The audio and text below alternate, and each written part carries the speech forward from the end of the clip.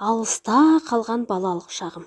Ойымнан жарғақ сары тоны қаудырлаған, тобығы тайған сол аяғын сүйрете жүгіретін шілбиген арық ақсақ қара бала бір кетпейді. Көзімді сәл жұмсамақ шуылдаған балалардың ең соңында сол аяғын жер сыпырғандай көлденең сүйретіп, есі қалмай далбақтай жүгіріп келе жатқан Аянды көргендей болам. Сондайда оның алқына шыққан әлсіз, жіңішке дауыспен: «Ей, тоқтаңдаршы, мен сендерге бүгін кешегіден де қызық ертегі айтамын» деген жалынышты үнін естимін. Әуелде біз балалар оның ертегі айтатынын білгеміз жоқ. Ол әжесі екеуі біздің ауылға 42-ші жылдың жазында көшіп келген. Мал дегеннен тек бұзаулы қоңыр сиыры бар еді. Аянның әкесі майданға аттанып, туған анасы содан 2 ай бұрын қайтыс болыпты. Біздің ауылда әжесінің жамағайын төркіндері бар екен, соларды сағалап келсе керек. Біз балалар көшеде екіге жарылып ап, қағазға топырақ орап, бұрқылдата лақтырып, атысып ойнап жүргенбіз. Ары өтіп, бері өткен кемпір шал: «Желкен қиылғырлар-ай, соғысаздай бұл атысып ойнаған дегенді қайдан шығарды осылар? Басқа ойын аз бей» деп ұрсып тастайды. Бірақ олар кетісімен қайта жиналамыз, қайта атыса бастаймыз.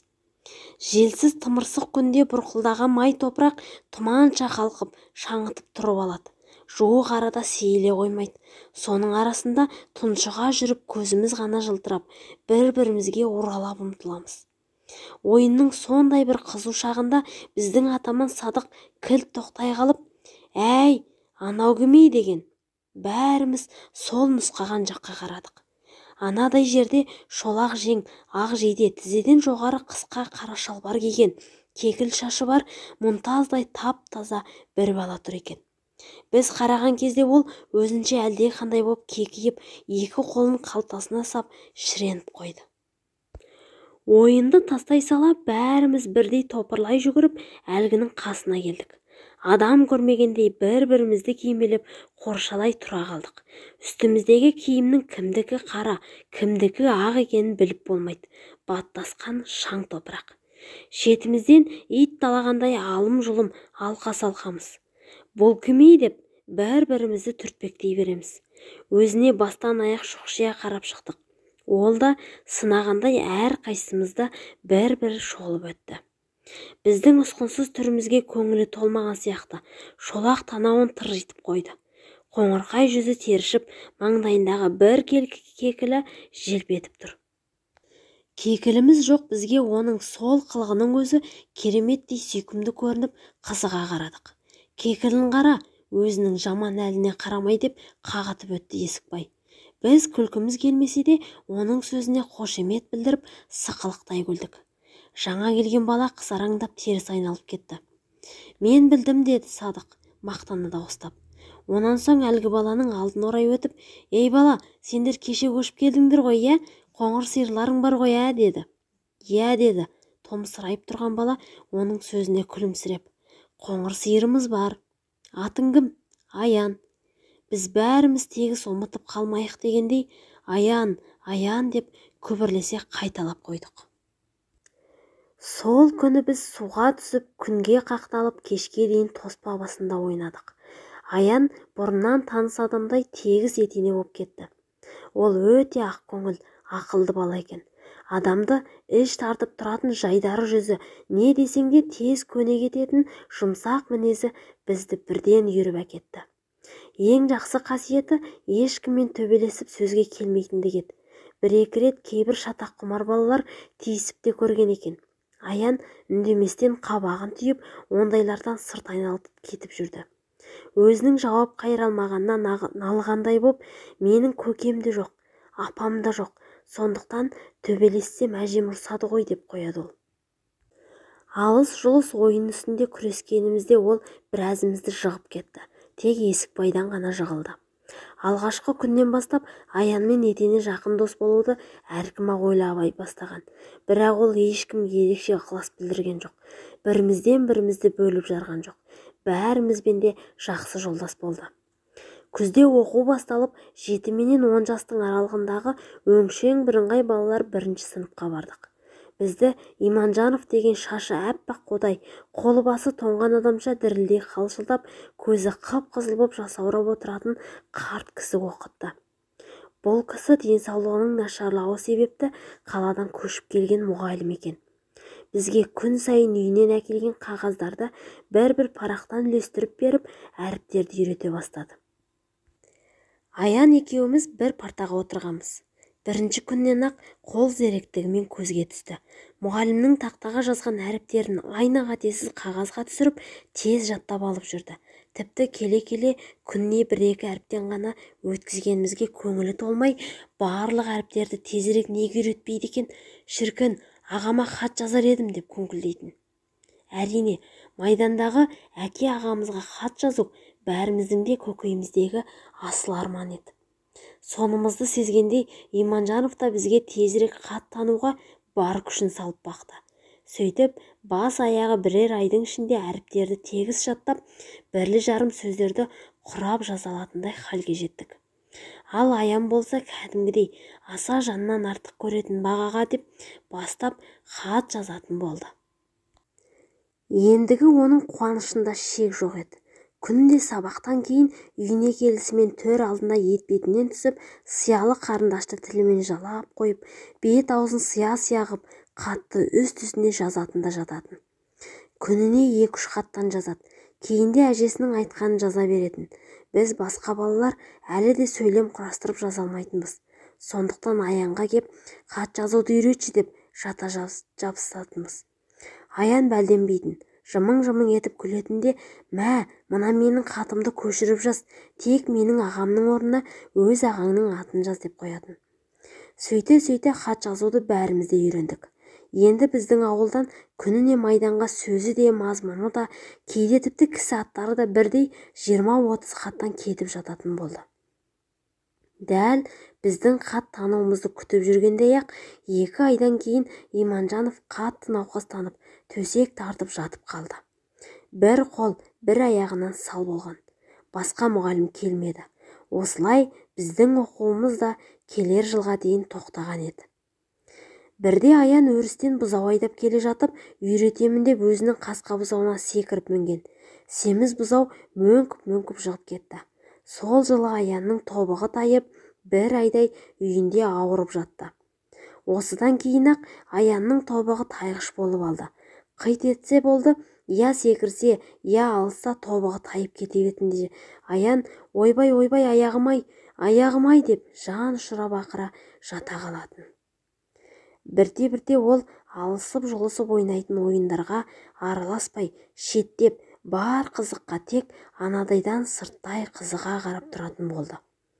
Тобығы 3-ші рет тайғанда ол үйінде бір айдан да ұзақ жатты. Бұл кезде қыс түсіп қар жауған. Біз болсақ сырғанақтың қызығына кіріскенбіз. Біздің ауыл ешкі өлмес деген кішкене қоңыр таудың дәл етегіндеді. Ұзыннан ұзақ бір көше боп жоғарыдан төмен қарай созылып жататын. Қыста осы жалғыз көшенің бас аяғына дейін балалар жиналып ап сырғанақ тебетінбіз. Қар қалың түскенмен таулы жердің күні өте жайма-шуақ, жылы болды. Тапталған қар күні бойы жентектеліп беріп, кешке қарай көк мұз боп қатып қалатын. Дәл сол кезде үйден шанасы барлары шанасын сүйретіп, конькиі барлары аяғына конькиін байлап, бала таулы тегіс көшеге шығатын. Қас пен көздің арасында ұзын көше бастан аяқ қыбырлаған балаға толып кетуші еді.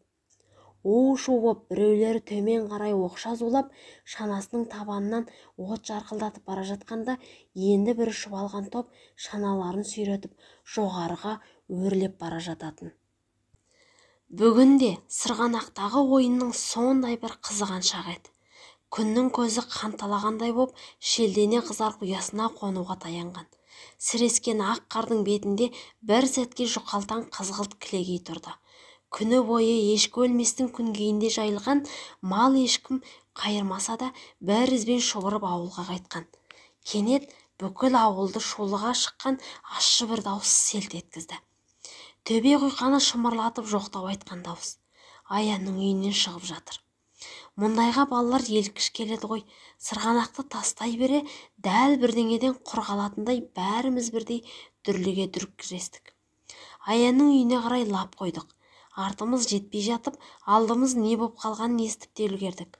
Аянның әжесі өліп қапты деген сыбырды алқына тұрып сүйінші сұрағандай бір-бірімізге жеткіздік. Жарғақ сары тон киген Аян күлімдеп тұратын қара көзі шарасынан жаутаңдап, өңі боп-боз есігінің алдында тұр екен.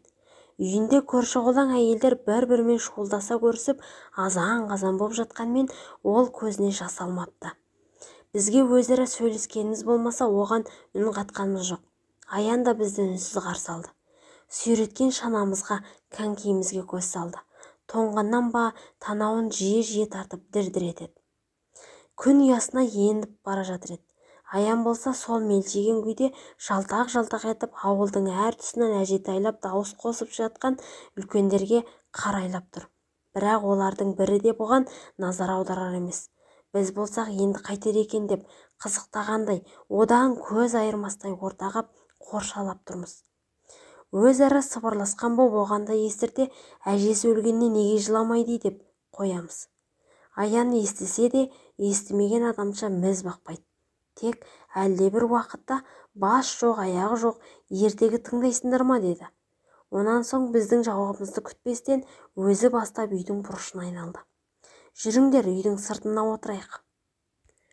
Біз оның соңынан ердік. Үйдің сырт жағына кеп шаналарымызды қаз-қатар тіздік те өзіміз жайғаса отырып, енді не дер екен дегендей Аянның аузына қарадық. Ол сол тұнжыраған қалпында бәріміздің жүзімізді бір сүзіп өтті де, ертеде бір жетім бала болыпты деп ертегісін бастады. Сол күні оның ертегісі түннің жарымында бірақ аяқталды.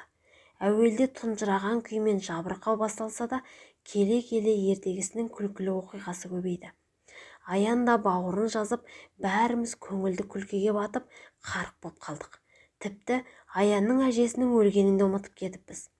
Сықылықтап күлісіп, мәз-мәйрам боп, «Ей, тағы да айтшы» деп жан-жақтан шулап қоя бердік.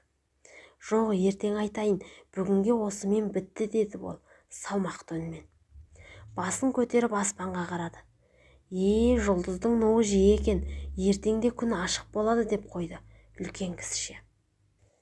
Бәріміз жапа тармағай аспанға қарадық. Шынында да жұлдыздар жайшылықтағыдан әлде қайда көп еді. Баттитып балқыған қорғасынша сорғалап ағып түсердей боп жарқырайды. Біз Аянның ертеңгі күннің ашық болатынын жұлдызға қарап айтқанына іштей сүйсіне таңырқасып қойдық. Менің қасымда отырған Садық қалай біледі деп таңырқауын жасыра алмады. Енді бірде менің құлағыма сыбырлап, «Ну деген не?» деп сұрады. «Білмеймін» дедім мен де. Бірақ бұл сөздің мағынасын сұрап алуға батпадық. Ертеңінде Аянның әжесі жерленді. Жұрт ат қойып зираттан қайтқанда, Аян әжесінің қабірінің басында елдің ең соңынан шошайып жалғыз қалды. Ол бұл күні де жылаған жоқ. Қарлы топырақ араласқан жас қабірге жаутаңдап біраз тұрды да, бір уыс топырақты іліп алып, «Топырағың торқа болсын әже» деп шашып жіберді. Онан соң қып-қызыл боп тоңған екі қолын аузымен кезек-кезек үрлеп қойып, ауылға қайтты. Сол күні Аян әжесінің тумаласы Бапай деген шалдың үйіне көшті. Ымырт сәулесі ыдырап, қараңғылық үйіріле бастаған кезде басынан тымағын алып желпіне тоқтаған Аян, «Жүріңдер, бүгін мен кешегіден де қызық ертегі айтамын» деді. Біз опыр-топыр болып шуылдасып, Аянның бастауымен Бапай шалдың үйінің іргесіне келдік. Аянды ортаға алып, енді жайғасып отыра бергенімізде есік ашылып сыртқа Бапайдың кемпірі шықты да, «Үйбай бетім-ай, бұл дүбірлеген не десе мыналар екен ғой, аулақ жүріңдер, өңшең топырлаған немелер. Оның несі тап терезенің түбіне кеп үймелегендері» деп қуып жіберді. Өзі жетім болғасын ба, кім білсін, Аянның ертегілері көбінесе жетім бала туралы болушы еді. Жетім баланың тағдырына байланған ертегіні ұйып тыңдайтынбыз. Төңірек тегіс үрейге толатын. Құл жақтан соққан суық желдің ызыңы неше түрлі боп құбылып келетін. бірде сыңсып, бірде ұлығандай үн келетін құлаққа. Біз әр дыбысты қалт жіберместен үрпейісіп, біреу а десе ойбай аттанға бірден салып, тым-тырақай зытуға дайын отыратынбыз. Ертегі біткен кезде оқ деп еркін тыныстап, құрыстап қалған бойымызды жазып, керіліп, созылып жетім баланың бақытқа кенелгеніне шын жүректен қуанатынбыз. Кей күні Аян сирек тістерін көрсете отырып, жымың-жымың күліп қойып, көңілді күлдіргі ертегілерді бастайтын. Ондайда біз қыстың сай-сүйектен өтіп дірдектеткен ызғарлы соғын ұмытып, шекті түйнеген күлкіден қиқылдап-шиқылдап, көзіміз бен мұрнымыздан сорамыз бірдей ағып, әр қайсымыз әр жаққа ішімізді басып домалайтын қалатынбыз. Дәл сол кезде біз бұл дүниеде соғыс дегеннің бар екенін, әрқайсымыздың әке-ағаларымыздың алыста, сонау батыста жауған оқтың астында жүргенін естен шығаратынбыз. Аян тағы да, енді осындай тағы бір ертегі айтшы деп, тоз-тостан жалынатынбыз оған. Бірақ Аян бір күнде бір ертегіден артық қалай жалынсаң да айтпайтын. Орнынан тұрып, үстін қағып, түн ортасы боп қалды ғой, жетер енді дейтін де салмақтап сөйлеп. Сендер қызықсыңдар, бір күннің ішінде екі ертегіні ойлап шығару оңай дейсіңдер ме деп қоятын. Оның асыға күтетін шағы күннің ұясына қонуы. Күн ұясына қонды дегенінше жүзі жадырап сала беретін. Ал жүріңдер, мен кешегіден де қызық ертегі айтамын деп еліктіре жөнелетін. Кейде ертегі тыңдауға ол күндіз де шақыратын. Сырғанақ деген немене, тек киім тоздырып шаршау деп менсінбегендей ерін шүйіріп қоятын. Ондай кезде оған ағатай мә сырғанаш деп шанаңды алдына әкеп кесе көлденең тосып жалынсаң да пысқырып қарамайтындай көрінетін. Сонан кейін-ақ ойынның сәні кетуші еді.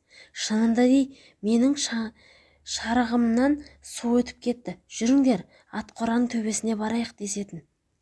Біздің бұл түрімізді көріп, Аян сырғанақты онан әрмен жамандайтын. Онан біздің шаналарымызға қарап қойып, мыналар шана ма дейтін, мұрнын тыжырайтып. Шіркін өзінің рөлі бар, алдында шамы бар, ылғиға да, өргеге де бірдей қарай сырғанай беретін шана болса. Әй қойшы, ондай шана болушы ме еді? Болғанда қалай? Қобыланды батырдың тай бұрылындай ұшатын аттар бар ма? Бар. Ендеше ылды өрге бірдей сырғанайтын рөлді шана да бар. Мұнан әрі Аянмен сөз таластыра алмайтынбыз. Кім білсін, мүмкін сондай шана бар да шығар. Әркім-ақ іштен шіркін Аян айтқандай ылды өрге бірдей сырғанайтын рөлді шанам болса деп қиялдайтын сияқты едік сол бір сәттерде. Бір күні күн бұлттанып, оңынан баяу ғана ызғырық жел соғып тұрды. Қараңғылық ерте түскен. Біз де дағды бойынша ауыл үйлері шам жаға бастаған кезде-ақ ат қораның төбесіне жинала қалдық. Аян бұл күні өте-мөте көңілдеді. Бәріміз жапа тармағадай ешкі сирақ шылымды орауға кіріскенбіз. Әй, мен сендерге бір қызық айтайын ба деді ол, сүйінші сұрағандай қуанышты үнмен. Мен бүгін таң алдында түсімде ағамды көрдім. Рас айтам, түнде жатарда ағамның пальтосын басыма жастап көпке дейін иісін иіскеп жатқам. Ағамның иісі сіңіп қапты. Бір түрлі бір жусанның иісі сияқты жақсы иіс. Мен бүйтіп жағасына мұрнымды тығып алдым да ұзақ-ұзақ иіскедім. Әжем ылғи айтатын, ағаңды анау жусанды төбенің үстінде мал қайрам деп жүргенде айдалада тапқамын дейтін. Менің ағамда жусанның иісі содан қалған. Сөйтіп жатып ұйықтап едім, түсіме кірді. Бір күні Аян жалғыз көзді дәу туралы ертегісін бастады.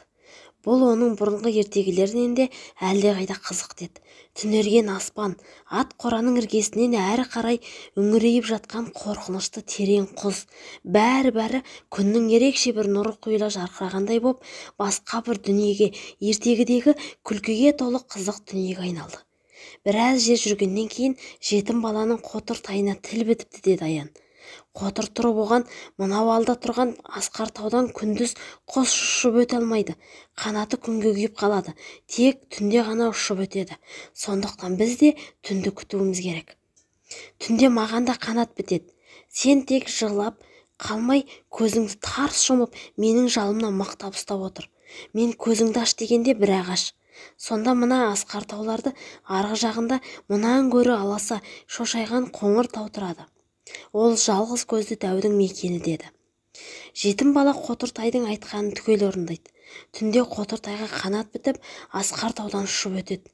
Бір кезде Қотыртай енді көзіңді аш дегенде жетім бала көзін ашса, дәл алдында ақырын теңселе қозғалып шошайған Қоңыртау тұр екен. Осы тұста Аян көзі шарасынан шығып, бізді жаңа ғана көргендей бәрімізді бір-бір қарап өтті. Жалғыз көзі дәу естіп қоймасын дегендей бақырайып жан-жағына үнсіз қарады. Біз болсақ шөп қуысына тығыла түсіп төңірекке жалтақтай береміз. Түн қараңғылығында шошақ бөрікке ұқсап қарауытып тұрған ешкі өлмес шоқысы енді бірдей жалғыз көзді әулие мекен еткен үңгір тауға ұқсап кетті. Дәл қазіргі сәтте сол үңгір таудың ішінде жалғыз көзді дәу қорқырап ұйқыға жатқан секілді. Оның қорқырай алған демінен шошақ тау түндігін жел шайқаған киіз үйдей көтеріліп басылып, желпілдеп, бірде әрі-бері теңселіп, қозғалып тұрған сияқты көрінеді. Демімізді ішімізге тартып, қараңғыда теңселгендей боп тұрған ешкі өлмес шоқысына көз тігіп қарай беруге дәтіміз шыдамай Аянға қараймыз. Қараңғыда бозарып көрінген жүдеу өңі сол өзі айтып отырған қиялдағы дүниені көріп отырғандай дірілдей шытынып, көзі жалт-жұлт етеді. Ызғырық жел онан сайын суытып, қар ұшқандай басады. Тұтасқан қап-қара аспан тұншықтыра салардай боп ауыл үстін тұмшалап тұр. Ит үрді. Таудағы жалғыз көзді дәудің иті құсап ұлып жүрді. Апырай, жалғыз көзді дәу оянып кетер ме екен деп зәре құтымыз қалмайды. Таңертең ояна кетсем, апам жаңа сауып әкелген сүтін құсаулы бәнкеге құйып отыр екен. Менің оянғанымды көріп, тұра ғой, мына жарты құрешкедей сүтті пешке қояйын, піскен соң алып іш. Ал мына сүтті әлгі Аянға апарып берейін. Байғұс бала көк пеңбек тұлыптай боп қозғала алмай жатқан көрінеді деді. Киініп, жарты күрешке ыстық сүтті апыл-ғұпыл ішесап, Бапай шалдың үйіне мен де жеттім. Аян есік жақтағы темір пештің түбіне төселген құрым кигіздің үстінде кір-кір жұқа құрақ көрпе жамылып жатыр екен. Бір жамбастаған күйде қозғалар емес. Қамшы мен тепкі тиген денесі көк пеңбек боп күлкілдеп ісіп кетіпті. Бет-аузы да сіңкі. Көзі кішірейіп, жылтырап, жаутаңдап жатыр. Домбыға кезерген ернін жалап қояды. Мен оның жанына кеп отырдым. Ол да үнсіз, мен де үнсізбін. Бір-бірімізге жалтақтап қарай береміз. Анау пальтоны әперші деді. Төрде ілулі тұрған қара пальтоны нұсқап. Мен осы үйдегі жалғыз орындыққа шығып, пальтоны алып, оның алдына келдім. Аян басын жастықтан әзер деп көтеріп, екі қолы дірілдеп пальтоны жағасына тұмсығын тығып жіберіп, құшырлана искеп алды да, тезіліп қой, әйтпесе ұрсат деді. Онан соң шалқасынан түсіп, көзі бажырайып, кірпік қақпастай үйдің төбесіне тесірейе ұзақ жатты. Қалың ойда жатқан сияқты. Өңі сұрланып, дірілдей демалады. Ап-арық, шырпының жіңішкелігіндей қолымен домбыққан есіктерін сипайды. Бір кезде ғана ағам келеді ғой жақында, әлі сонда көрсетеді Тұржанға деді. 10 шақты күннен кейін Аян төсектен тұрып жүре бастады. Тобығы тайған Аян жер сыпырғандай көлденеңнен сүйретіліп, солтақтап басатын болып қалды. Мен оған Асылбек шал келді ғой, аяғыңды салғызбайсың ба дегем. Ауырады ғой енді, деді ол жабырқаған кескінмен. Ой, сен білмейсің ғой, тобығыңды қайта салғызғанда қалай ауыратынын, сұмдық ауырады. Енді ол күнде кешке қарай сырғанақтың басына кеп ойнап тарағанша қалқайып тұрады да қояды. Ойынға араласпайды. Бір-екі рет мен де Садықты да шанамызды бергенбіз. Басын шайқап теппей қойды. Аяғым ауырады деді. Кей күні ойыннан кейін мен кешкі тамағымды ішіп ап Бапайдың үйіне баратынмын. Мен келгенде Аян ылғи темір пештің аузында от жағып отырады. Ол кезде соғыс жылдарында біздің ауыл отынға сабан жағатын. Малатаспен бастырылған астықтың сабаны орған қамыс сияқты ірі болады. Арасында шала бастырылған, кейде тіпті мұрты сетінемеген масақтар жиі кездесуші еді. Отқа жанғанда сабан дүр-дүр етіп лапылдап, ал масақтары батырлап кететін. Аян от жағып отырып, білдіртпей ғана сол масақтарды жинайды. Лауылдап жатқан сабанның арасы бытыр-бытыр ете қалғанда, Аян арық қолын отқа тығып жіберіп, шала пісіп қалған күйелемеш масақтарды дылып еткізіп суырып алатын. Мен есікті ашқанда Аян жүзі жайнап қуанып кетуші еді. былай шық деп дауыстап айтуға кемпір шалдан бата алмай олар жаққа жаутаңдап қарап қойып, темір пештің түбіндегі өз орнына қара құрым киіз төселген қуысты меңзейтін. Мен қуысқа кіріп ап, олар кешкі шайларын ішіп болғанша Аянды күтіп отырдым. Бапайдың кемпірі шалы екеуіне ғана майға бөктіріп талқаншылайды да, сенің тісің бар ғой деп Аянның алдына бір уыс қуырылған бидай төгетін. Міне, Аянның кешкі қорегі осы. Ол үн-түнсіз қытырлатып отырып, алдындағы бір уыс бидай біткенше шай ішеді. Онан соң шынысын төңкеріп қуысқа келеді. Келе бірден сыбырлай сөйлеп, ертегі тыңдайсың ба деп алады да менің бас изеуімді күтпей-ақ, баяғыда бір жетім бала бопты деп бастай жөнеледі. Бір тәуірі Бапай да оның кемпірі де біздің сөзімізге құлақ салмайтын. Майға шыланған талқанды көсте асап, ыстық шайға бойы бусанған қарт қолтығындағы жастығын мыжылай түсіп, рақаттана кекірейіп қоятын да, осы екеуінің сыбыр-күбірі бітпейді екен, қыз алып қашқалы ақылдасып жүргенін саусыңдар ма деп әзілдейтін. Ал кемпірі болса қабағын тұжырайтып, жаман ит үргіш келеді деп, мына біздің ұл мылжың көрінеді ғой дейді. Екеуі де осымен тынады. Жатарында кемпір майы таусылды деп өзі сығырайып тұрған жетілік шамның білтесін онан әрмен сығырайтып басып тастайды. Мұнан кейін біздің бар жоғымызды естеріне де алмастан екеуі екі жақта тәтті қорылға басады. Олар ұйықтасымен-ақ Аян әлгінде ышқырына тыққан күйелеш масақтарды алып өгіп-өгіп аузына қоятын. Жеп көрші тәтті деп бір-екі масақты маған да ұстатқан. Өгіп-өгіп шала піскен дәнді мен аузыма құямын, бірақ шикі дәмі білініп тұратындықтан жұта алмай шайнап-шайнап түкіріп тастайтынмын. Кейде мен үйден нан алып келетінмін. Аян нанды көргенде көзі отша жанып, екі ұртына кезек бұралай тығып, қақала жаздап аузына тыға жөнелетінін. Тағы да бар ма, тағы да деп менің қалтамның түбіндегі қоқымға дейін қағып, дегбірі қалмаушы еді. Бір күні балалар екіге бөлініп, қар атқыласып ойнамақ болдық. Ортамыздан екі атаман сайлап, қалғандарымыз екі-екіден жұптасып, әлгі атаманның қарауына тең бөліне бастадық. Бұл ойынға Аянның да қатысқысы келген, бірақ екі атаманның екеуі де оны өз топтарына алудан бас тартты. Өй қой, сен жүгіре алмай қаласың шойнаңдап деп отыр. Аян үшін мұнан ауыр сөз жоқ еді. Ол көзі жасаурап, ақсақ аяғын сүйреткен күйде екі иіні салбырап кете барды. Мен шыдай алмай оның соңынан жүгірдім. Аян жылап келеді екен. Екеуміз қатарласып үнсіз жүре бердік. Дәл Асылбек шалдың үйінің тұсына жеткенде көз жасын алақанымен қатты уқалап сүртті де әлгі үйге бұрылды. Мен де ердім. Асылбек шал мал қорасының ішін тазалап жүр екен. «Иә, неге келдіңдер балалар?» деді анадайдан дауыстап. «Ата, аяғымды салып берші» деді Аян. Асылбек таяп кеп оның аяғына қарады. «Салып берін қалай, мына аяғың қисық боп бітіп, жазылып кеткенге ұқсайды ғой. Енді оны қайта орнына салу оңай емес. Ауырғанда шыдар ма екенсің?»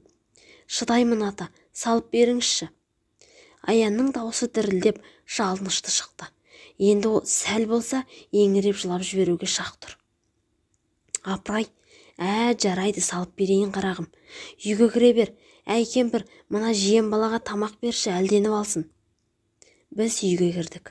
Асылбектің кемпірі бізді төрге отырғызып, бауырсақ пен айран әкеп берді. Сәлден кейін жуынып шайынып Асылбектің өзі де кірді.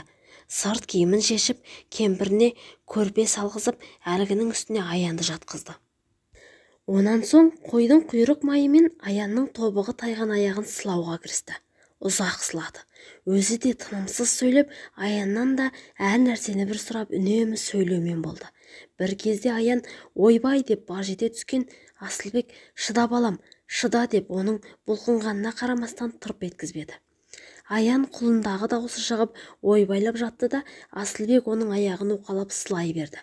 Сонан соң кемпірі әкелген шүберекпен әдемілеп таңып тастады да «Ал болды, тобығыңды енді шығарып алма» деді. Бірақ амал не? Аян мұнан кейін де тобығын тайдырып алды. Ол көктем кезеді. Көктем шыға колхоз жұмысына бізде араласқанбыз. Ортасына сым темір салып өрген бір дойыр қамшының қолымызға алып, өгіз жеккен соқаның басына міндік. Жесір әйелдер мен бойжеткен қыздар соқаның артын ұстайды. Арайланып таң білінгеннен бастап ымырт қараңғысына дейін жер жыртамыз. Жер құйқасы майға бөккендей туырылып жатады. Соқа тісі сәл мықшиып тұрып қалады. Алақыстай шөп тарту, тұқым тартумен титықтап шыққан арық өгіздердің аузынан сілегей шұбырып, аяқтарын шалыс басып, күн ұзақ соқа тартуға дәрмендері зорға жетеді. Онда да арқасын қайыстырған дойыр қамшының күшімен жетеді. Өгіз біткеннің сауыры қызыл алақан, арқасы шоқпыт-шоқпыт жауыр болатын. Ертеден кешке дейін өгіз үстінде жұлынып сабалап бергеннен тамағымыз жыртыла ауырып, дойыр қамшы қарымызды талдырып, біз де титықтайтынбыз. Таңдайымыз кеуіп, қаңғырығымыз түтеп, қарнымыз ашып, қамшы зілтеуге әліміз құрып, бас айналып, көз қарауытып, қалғып мүлги бастаған кезімізде соқа ұстаған әйелдер баяу үнмен: «Әй ұл, айдасаңшы өгізіңді» дейді. Бойыңдағы бар күшіңді жиып, қамшыны құлаштай сілтейсің. Жығылып қалма деп қояды. Шама шарқыңның сол екенін ұғады ғой, жақсы ұғады.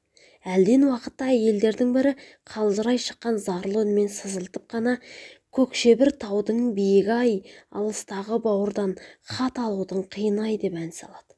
Ән демес-ау, жүректегі ауыр шердің лықсып шыққан бір күрсіні сияқты. Әнге екінші соқадағы әйел, онан үшінші соқадағы бой жеткен қыз қосылады. Үшеуі де зарлатады ау кеп. Үшеуінің көзінен жас парлайды. Біз өгіз үстіндегі балалар көзімізге мөлт-мөлт жас келсе де жылай алмаймыз. Әйелдерге қосылып жылауға еркектік намысымыз жібермейді. Кешкісін жерден қазылған бараққа келеміз. Іші ұп-ұзын, қап-қараңғы үңгір сияқты. Астына сабан төселген. Жалғыз майшамның өлеусіреген жарығында не ішіп, не жегенімізді ажыратпастан талқаннан жасалған атала көже сияқты бірдеңені қалғып мүлгіп отырып ішеміз. Онан соң киімімізбен отырған орнымызда қатар-қатар сұлай кетеміз. Өне бойың салдырап қозғала алмайсың. Қанша ұйықтағаның белгісіз. Әлде бір уақытта Тұржанның «Әй жетпегірлер, тұрыңдар» деп ақырғанын естисің. Қозғалуға шамаң жоқ. Өне бойың езіліп, көзіңді аша алмайсың. Сол кезде Тұржан әрқайсымызды әке-шешеден түк қалдырмай сыбап, сирағымыздан дырылдата сүйреп, барақтың аузынан сыртқа қарай атып жібереді. Тағы да арқасы пышақтың қырындай өзі ауыр өгіздің үстіне жарбия жабысасың.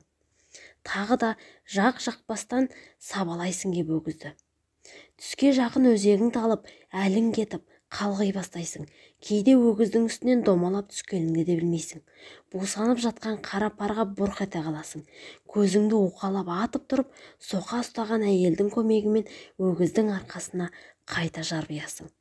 Осылайша күніне әрқайсымыз өгізден 2-3 реттен домалап түсуші едік. Аянның тобығы осындай бір өгізден домалап түскен кезінде тағы тайды. Ол қара парға бұрқ еткен күйде аяғым-ай деп баж етті де бүктетіліп жатып қалды. Жүгіріп жанына бардық. Ол жыламауға тырысып, тістеніп, көзін жұмып, көк-пеңбек боп сазарып жатты.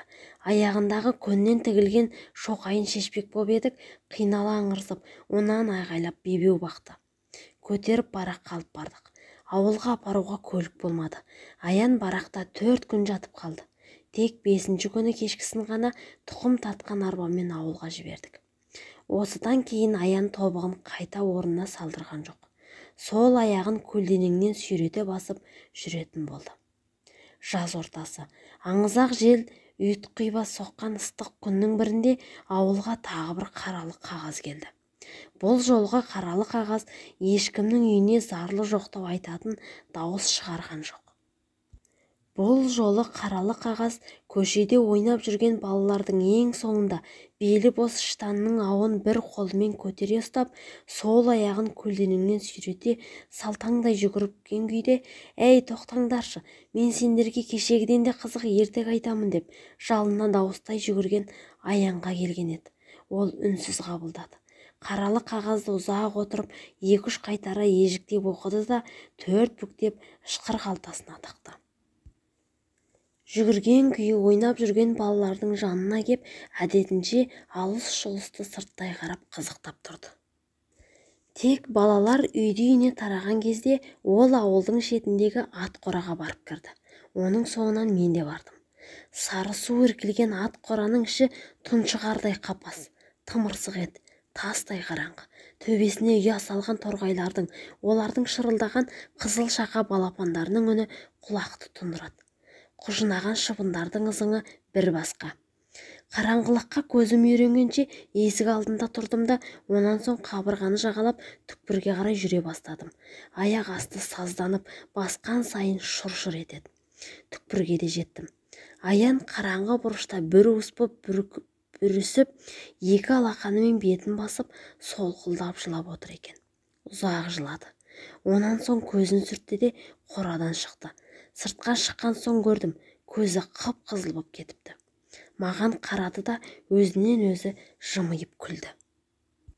Күн ыстық деді. Осыдан кейін бір жеті өткен соң ертеңгісін 10 шақты қозылақты тауға қарай өргізіп жіберіп, қайтар жолда Бапайдың есігінің алдында тұрған арбаға көзім түсті. Бір сыпыра балалар осы арада екен. Аян жолға жүретін адамдай бар жоғын киініп апты. Мен таяп келгенде шетте отырған Есікбай сыбырлап қана Аян балалар үйіне кеткелі жатыр деді.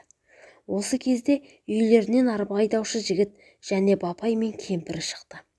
Бапай арба айдаушыға Аянды станцияға дейін аманат қып тапсырғанын қайта-қайта айта берді. Ал кемпірі кеп Аянның бетінен сүйді, көзіне жас алды. Қарағым, жолың болсын деді жыламсырап. Жақсыдан қалған тұяқ едің.